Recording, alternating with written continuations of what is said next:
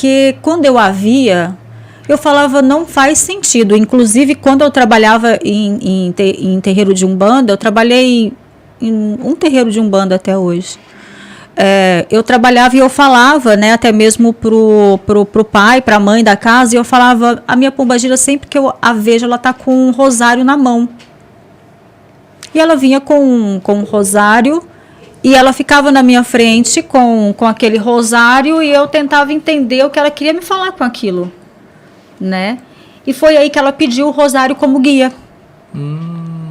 E aí, quando ela pediu um rosário como guia, que eu pedi para fazer, ela falou, eu quero de pérolas. Esse rosário vai ter pérolas cinzas e pérolas ali creme, né? Uma pérola mais clara. Eu mandei fazer o rosário. Quando eu fui cruzar o rosário, me perguntaram, esse rosário é de preto velho? Eu falei, não, é de pombagira, né? E aí, comecei a tomar nome de doida, né? Porque pombagira não usa rosário. E ela sempre falava, meu rosário, e aí eu falei, a primeira coisa, doida, eu não tô, sabe? Porque eu tenho certeza disso. Eu falei, não é possível que eu peguei meu diploma de faculdade, rasguei, joguei no lixo, esqueci de tudo. Eu falei, doida, eu não tô. E ainda fui atrás de outras respostas. Aí eu fui em psiquiatra, eu fui em psicólogo, e eu falava, não, você tá bem, você não tem nada, sabe? E eu falava, gente, mas estão falando que eu tô errada, né? Não, você não está errada. Eu falei, então eu vou provar que eu não estou errada. Eu tenho uma formiguinha que, tipo, você falar para mim assim, isso não tá certo, isso não é assim. E eu ter certeza que aquilo daquele jeito, eu vou revirar o mundo, mas eu vou te provar que eu tô certa.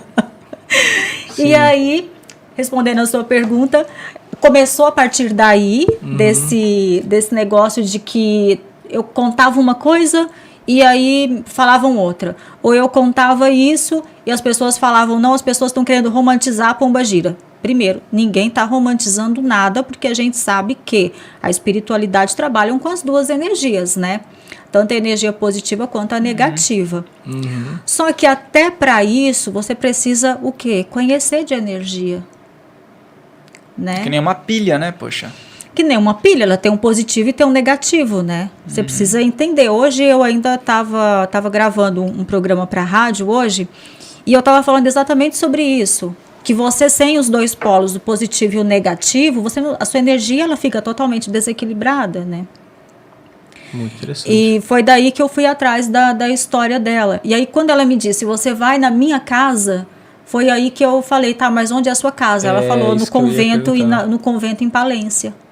Ah, então era em outro local. Em outro local. Nossa. Aí lá a energia dela realmente é uma energia muito presente. Assim. Seria um ponto de força mais... Um ponto de força, e o corpo dela teve lá, né? Pra você ter uma ideia, ela morreu em 1361. Ela só foi velada na Catedral de Sevilha em 1530, eu acho. Depois de 1560. O corpo dela, até então, ele não descansou. O corpo dela não tinha descansado. Olha.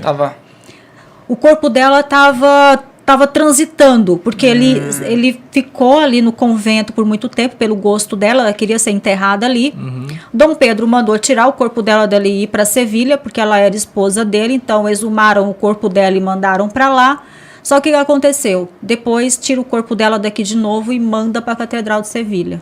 Ah, então foi essa logística. Então foi a logística, e aí durante essa logística, o que aconteceu?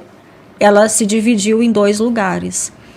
Então hoje muitas pessoas falam assim, não, mas o corpo dela tá no caixão de prata. Não tá, quem tá no caixão de prata é o Santo Fernando. O caixão dela tá dentro de uma sala, e aí até esses dias atrás eu mostrei foto para as pessoas, porque surgiu uma ideia de um túmulo. Não, porque Maria Padilha tem um túmulo. Primeiro, ela não tem um túmulo. O corpo dela está exposto. Então é um caixão que está exposto, ela não tem túmulo. Os restos mortais dela estão ali, como se fosse essa jarra. Só que dentro de um caixão. Olha.